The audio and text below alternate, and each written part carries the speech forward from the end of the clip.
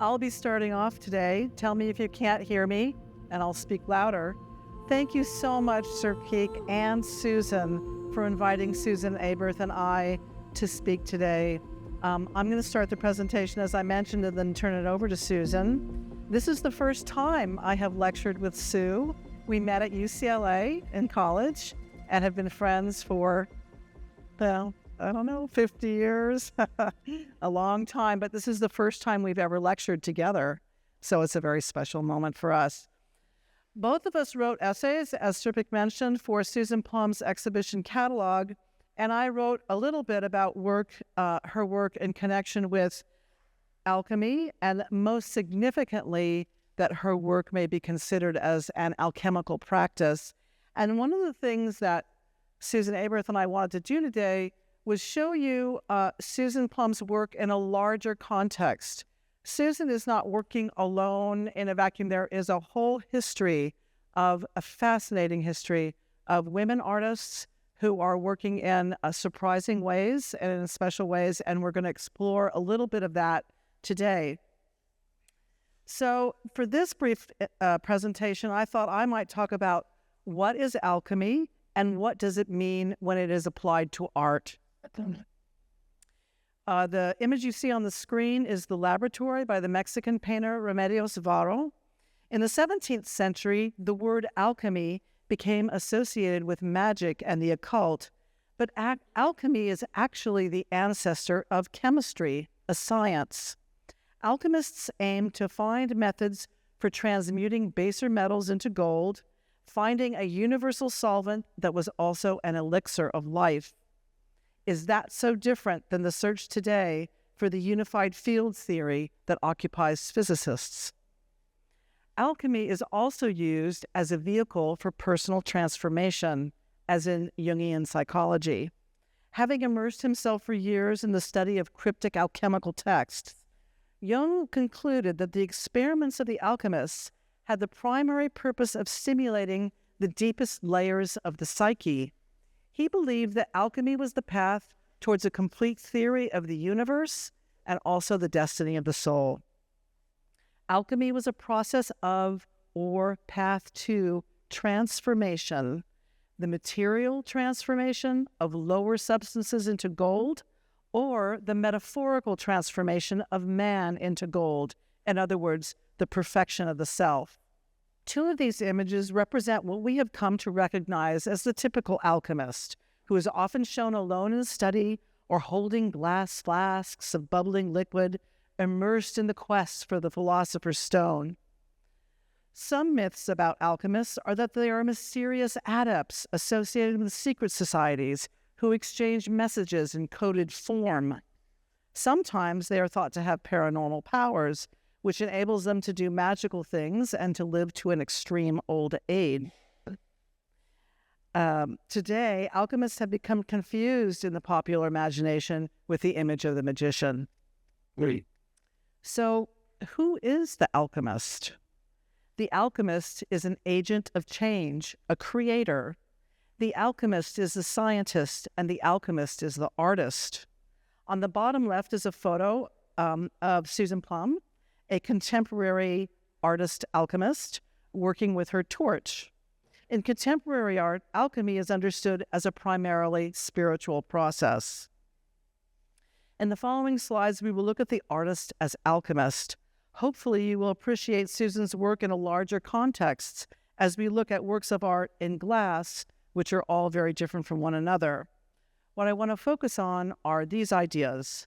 The artist as alchemist transforms matter or material. The artist as alchemist transforms nature. The artist as alchemist transforms space. And the artist as alchemist transforms the self. The next few images show different ways in which matter might be transformed. Glass, in particular, is considered to be an alchemical material. For scientific observation, it is ideal because you can see through it.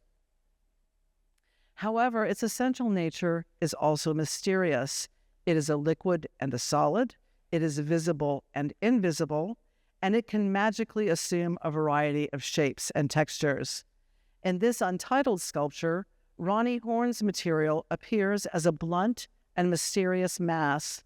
The sculpture is a large block of hundreds of pounds of cast black glass that forms a negative void in the space of the room. The sculpture's subtitle is the word yes, which is antithetical to and negates the object, which is itself about negation.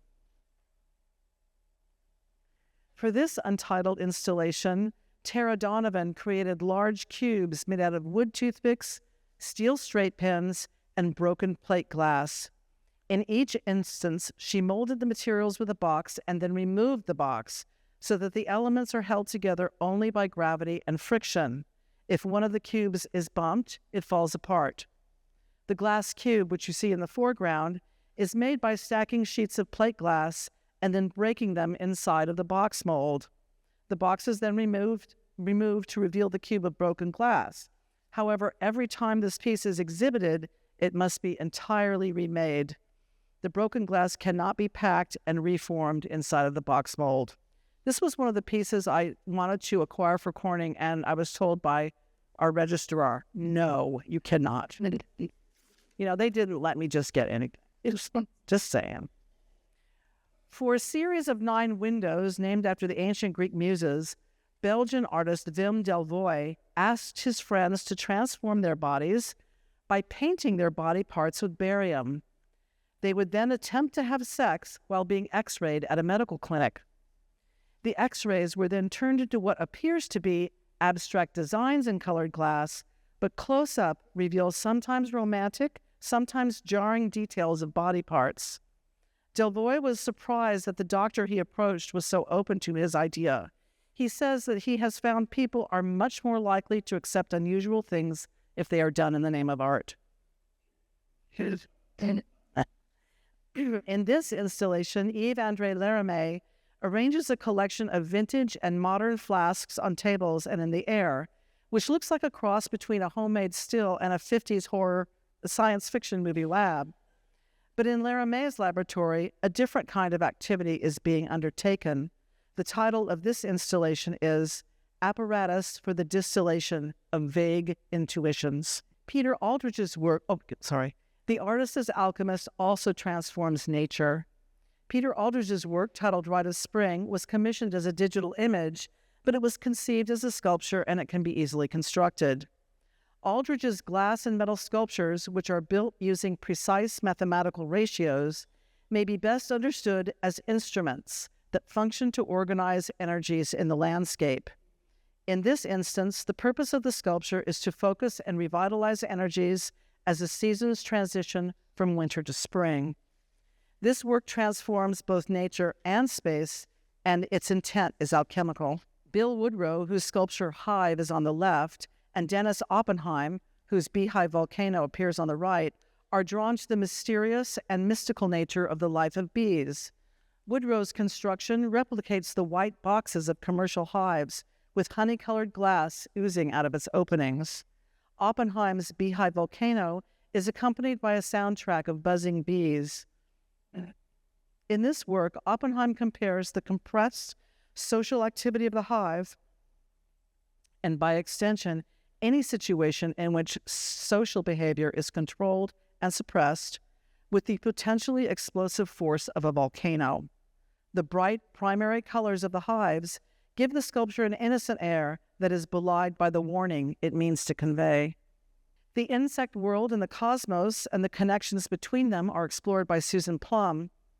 On the left is a flame-worked glass insect emerging from its woven chrysalis.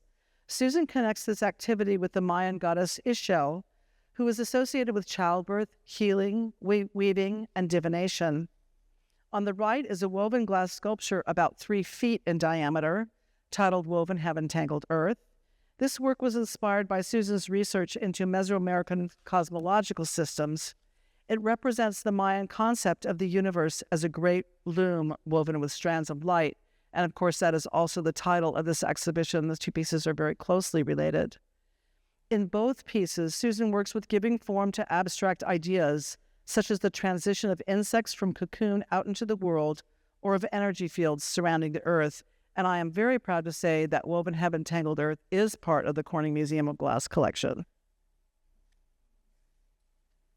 Many of Susan Plum's installations include a tree of life, which functions as an organizing element.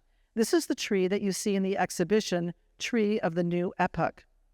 The tree of life acts as an axis mundi, uniting heaven and earth, the above and the below. In ancient Mesoamerica, the pyramids were believed to have had an axis mundi connecting the above-ground pyramid with its below-ground shadow form, enabling the shaman priest to travel between the world of the living and the world of spirit. On the right is an installation that Susan titled Naturaleza Oculta, or Hidden Nature. Susan combines a multimedia sculpture with her drawings, which to me explain the energies she is investigating. In this case, she reveals how she co-creates with nature, the greatest artist of them all. In the rear, you can see the large glass pendulum distaff tool, which refers to her use of the pendulum and the divining rod in her work, and of course that is in the other room. In Constellation, which occupies a vast space, artist Kiki Smith gives forms to the heavens. She uses animals from the constellations and star-like shapes made in glass to represent the major stars of a constellation, and bronze animal scat to represent the minor stars. These elements are positioned on large, overlapping squares of handmade and dyed paper.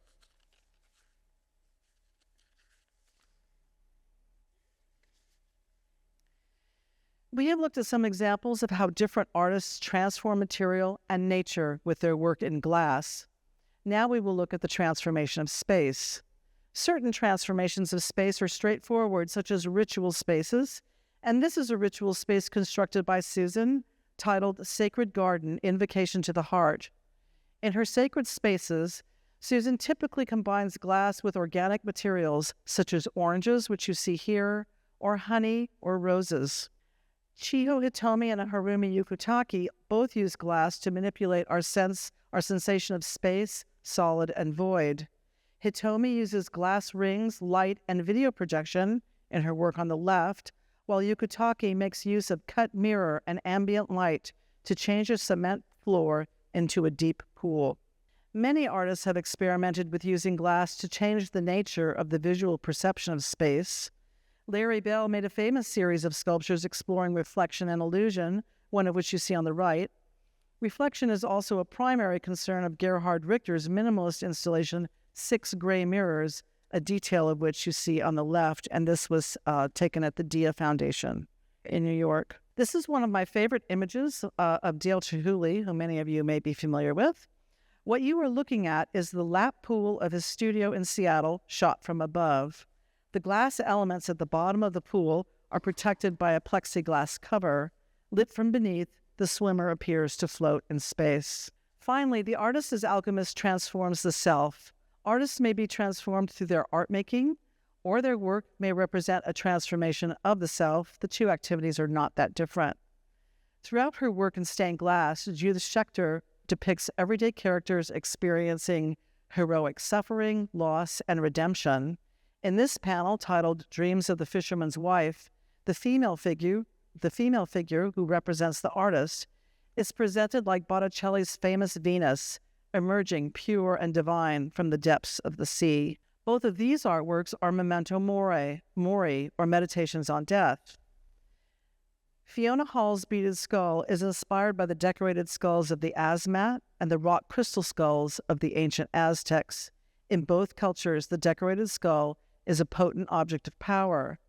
And even though this is not made of glass, I had to include it. Jana Sturbach's installations, Catacombs, recreates the fragmented bones of an ancient burial in bittersweet chocolate. So not only could you look at the installation, you could eat it.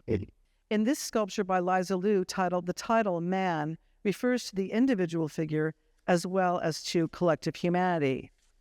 Covered with thousands of glass beads, the figure appears to fall backward, while a white dove, symbolic of the soul, flies out of its mouth. The sculpture is about death and the freeing or redemption of the soul. My last slide shows a still from a video by Anne Hamilton titled ABC. Here, the artist writes on a glass window with a diamond stylus that she holds in her mouth. Hamilton's installations often require exhaustive work, illustrating, among other things, the idea that creation is long, constant, and not hidden but ever present.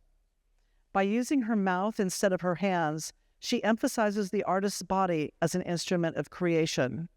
Hamilton represents the artist in his and her most important role. This is the role of the artist transformed into alchemist, magus, and agent of change, and through the medium of the artist, material is transformed into meaning. And now we will move over to Susan. Thank you. Yes.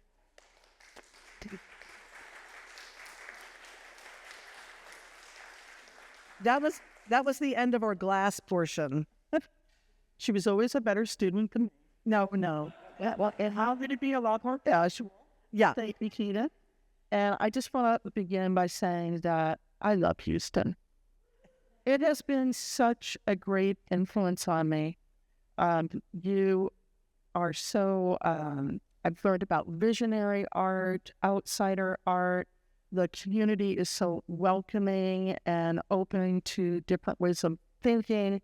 And I never thought I'd say this since I'm from New York City, but again, I really love Houston. And another thing I love about Houston is that there are so many important women artists and women supporting the arts. And as I look out here, I mean, I'd say 85% of the audience is female. And I just want to thank you for all of that. And I'm not surprised Susan found a home here, a welcoming community. So I, like Tina, want to place Susan's work in a wider context. In a context of artists who deal with the esoteric and the spiritual and content, and who also work in, I would call, unorthodox techniques designed to facilitate elevated states of consciousness. Okay? So it's a different kind of working. For what I'm talking about is things like mediumistic channeling, whose goal is to transcribe healing and guiding messages received from other dimensions of the unseen world around us. So that is going to be what I'm going to look at. And I'm beginning here with an acknowledgement of some of the influences that come from Susan's own heritage. Although, like many artists, she has sought inspiration from multiple spiritual traditions across time, nationalities, and religious belief systems.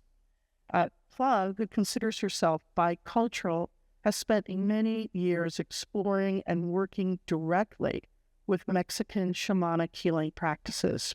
And her star beings right in front of us, this series of sculptures, expand upon the Ojos de Dios traditions of the Huichol, who are an indigenous people living throughout the Sierra Madre mountain range of Mexico. They're one of the few remaining unwesternized indigenous communities left in Mexico, and their artistic practices span a wide spectrum of craft mediums that reflect sacred dreams and visions. So they're also known as, I think next, Tina, as Eyes of God. I'm sure you're all familiar with these, and these objects are created with colored yarn woven onto wooden crosses, and they act as powerful protective talismans. Okay, Susan's sculptural group resonate with this Huichol tradition that represents the ability to see and understand the unseen, and is connected to nature and the elements as their ritual tried to connect you today to those forces. Mounted on pyramidal bases, she has woven concentric diamond patterns onto large branches that now look like trees, and she's exclusively used wood from the crepe myrtle trees. And she has made me laugh so much about her journeys driving through the night trying to find dead trees to collect the branches. Only those trees will do. This is very typical of Susan's work. And why the crepe myrtle tree? Because, of course, it's sacred to Aphrodite. and associated with love, beauty, and harmony. So she's mixing the traditions, Mexican, Huichol, indigenous, and then things from other places. So when they all stand together in this sacred grove, star beings possess an anthropomorphic quality. They're like guardians or sentinels. Their brightly colored woven rhomboid shapes seem to rhythmically pulse together. They kind of create a vibration or even a kind of a sound that we can't hear in our dimension, but we feel something when we stand in front of it. For me, when I look at this, they're like living entities that have come to us from other realms. And I call them numinous stellar apparitions. Add the next one, Tina. Like other visionary artists, Plum does not always immediately comprehend what these visual messages are meant to convey, only that their manifestation is necessary and timely. And again, I refer to the ritual where Kay said these are special times that we're in. These interlocking rhomboid shapes seem to be central to the overall structure and meaning of this body of work altogether. And as you walk through the gallery and carefully look at each work, you're going to see these shapes repeated over and over again. And that's because they are very important shapes. They were initially introduced by Euclid and his treatise on the elements. And they were even more ancient, in use before Euclid as well.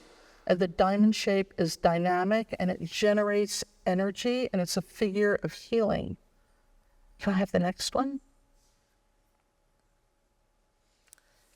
So these large format star charts that you see kind of scattered around the gallery read as both futuristic and archaic. They're luminous, abstract color stains.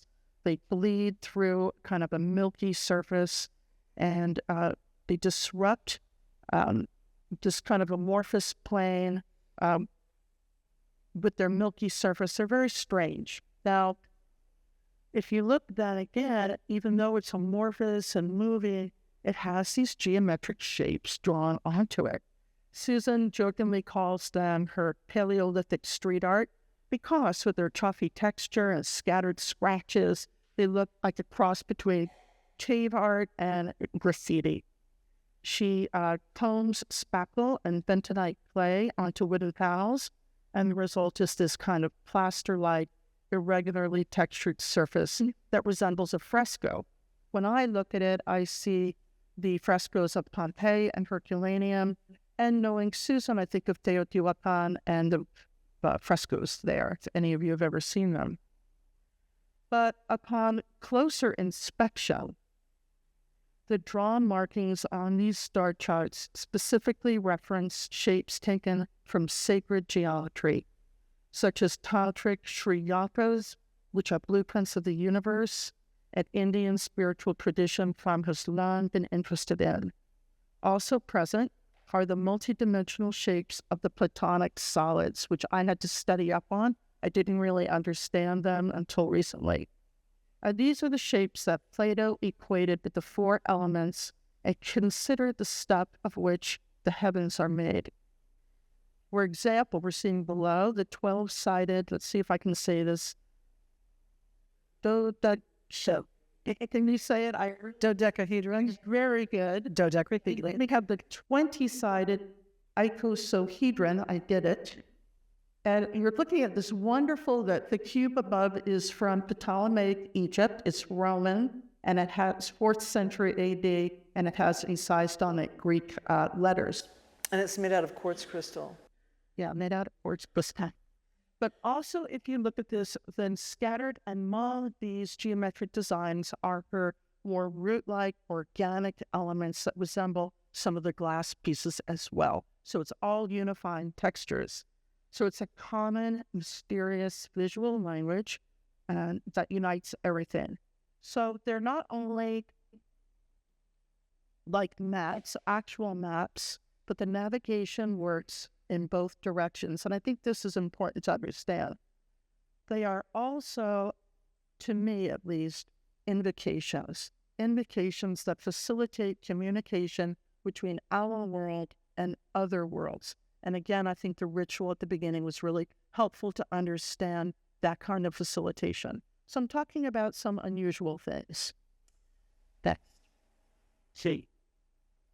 For Plum, also, these geometric diagrams constitute the crystalline grid of nature itself, and she relates them to Buckminster Fuller's unified vector geometry and his ideas concerning sacred geometry in general, especially this flower of life pattern. So in addition to its microcosmic significance as a building block of nature, it has a macrocosmic significance as well, creating the energetic mantle of the earth. So along this kind of sacred grid are woven invisible key points, vortexes, and ley lines that connect significant landmarks across the world. Next.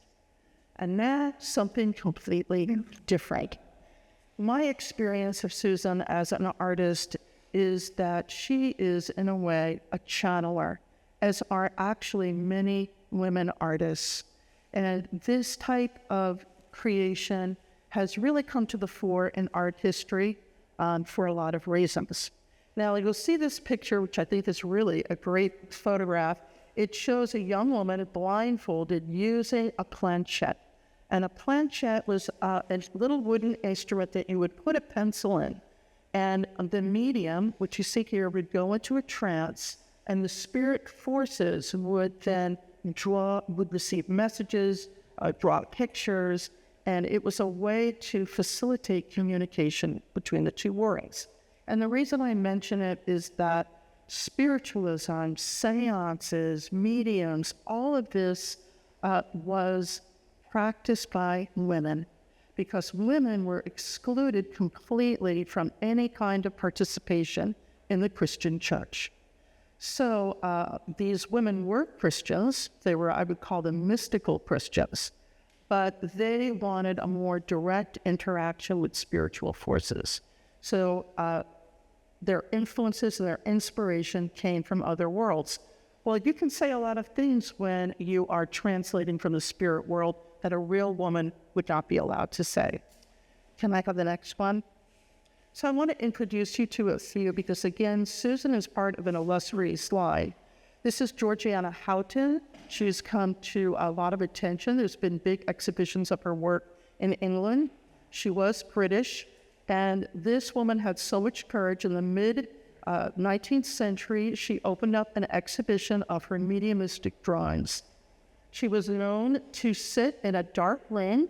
She could talk to people, and with both hands, not looking at the paper, she would draw automatically. She didn't even look. She didn't even know what she was doing, right? Can you believe how complicated these are? When you go look at them, they give you a magnifying glass because the detail is unbelievable. Can I have the next? So the colored one with the oranges is hers. And again, it's about this big, I would say. You have to look at it really carefully. You don't know how she did it without messing up the colors. And then on the back of each one are long messages that she received from spirit. Each of these was considered a portrait of a person. A person would sit in front of her, and the spirit would draw what they looked like in the spirit world and then write all about them. Yeah. So, again, her mediumistic drawings look a lot like nature. They have designs, and they also connect in total abstraction. This work here is 1840. Abstraction wasn't invented yet, and yet she's working in a completely abstract medium.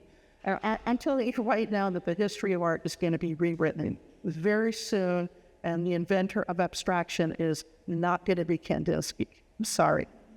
I'm just comparing it to a beautiful image by Susan, again, showing you the similarities of working in abstraction. Can I have the next one? We've all heard of Hilma af Klint, who had a big exhibition fairly recently at the Guggenheim Museum. She also, as you probably know, was a spirit medium, and she worked with a group of women for like 30 years. And they met in a darkened room. I'm showing you her seance room. She would sit on that couch, and they would all receive messages, and the messages from the spirit world, and they were all Christian, by the way. You know, this isn't like witchy stuff. They were all mystical Christians, but they wanted a direct influence. So they felt their hands were literally guided, and they wrote messages. But this is a beautiful, like, early drawing she did showing energies from the spirit world. And she felt very strongly that these were messages. Can I have the next one? And I just want to show you. So the drawing is Hilma's. I really love her early drawings. There's also big paintings. But again, it was so difficult for her to create images that represented multi-dimensionality, not just 3 dimensions, but the 4th dimension into a kind of psychic space. And I think these glass pieces by Susan are kind of in this very similar vein. Their transparency, interlocking nature of them all, it seems to have a resemblance to me. Another incredible artist was Madge Gill, and she was also British, and she worked in the 1940s. Now, this woman, I don't know if you can see that she's drawing on a bolt of fabric calico. She was blind in one eye. She sat in the dark with a ballpoint pen and would decorate and draw all of these images on the fabric. It was so long, her son had to rig it up so that it would go out the window into her yard. And she didn't sell anything because she said, I didn't do it. The entity that did it was called My Inner Rest. And she didn't know who it was, a Babylonian priest or something crazy. But again, she would never have been able to. She was uneducated, and she just did all of this. And now, of course, it's hugely popular. You can see in the drawing, but it depends on textiles. So unusual, unorthodox methods, and unusual and unorthodox materials that are more in keeping with women's materials. So again, a lot of textiles, yarns, embroidery, thing like that. Next. What really blows my mind about her work is that she received messages from the spirit world in embroidery. And this is an embroidered rug she did. Again, she was blind in one eye, and was making these. She even made garments that she wore, again, in the conservative 1940s that looked very similar to this. She didn't fit into the artwork, but she trusted the messages she was receiving, and she ended up, almost 100 years later, being a visionary. Her work is widely collected, really valuable, as the world catches up to these people, especially these women who had no other means of entering the art world. They were not listened to or respected. Can I have the next? So I've always been interested in how Susan works with a pendulum. And she calls it dowsing. There's all kinds of ways you could call it. The beautiful drawings on the back. The distaff, right, Tina? The pendulum distaff, yeah. Pendulum distaff. And this really interests me. Can I have the next? The next time you guys take a trip to Switzerland, if you fly into Zurich, you should really go to the Emma Kunz Center. It's incredible. This woman worked, you can see her dates, also in the 20s, 30s, 40s, 50s. She worked with a pendulum, and she opened up a healing center.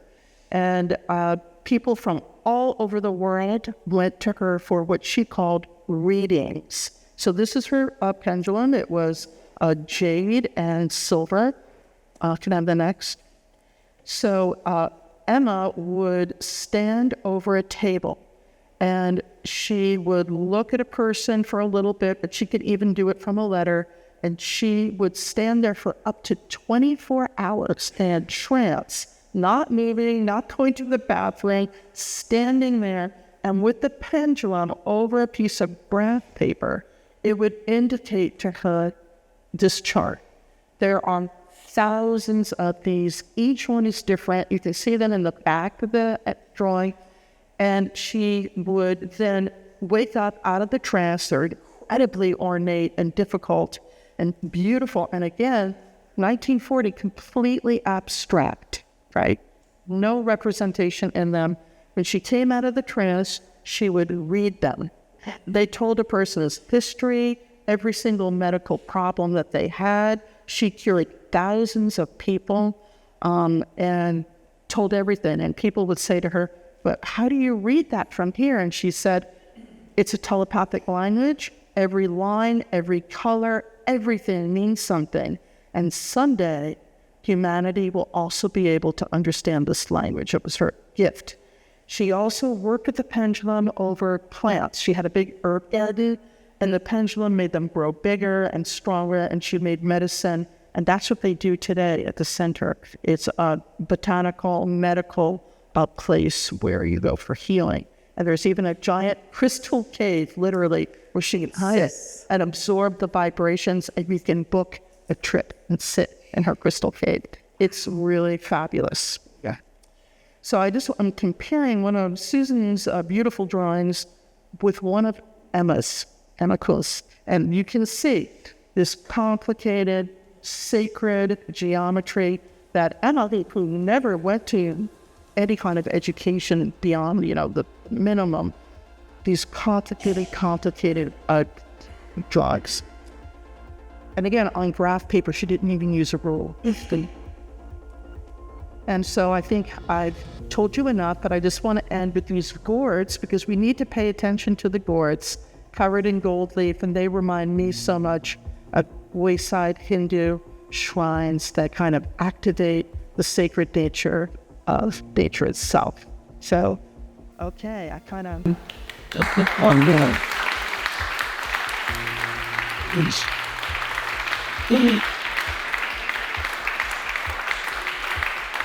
Thank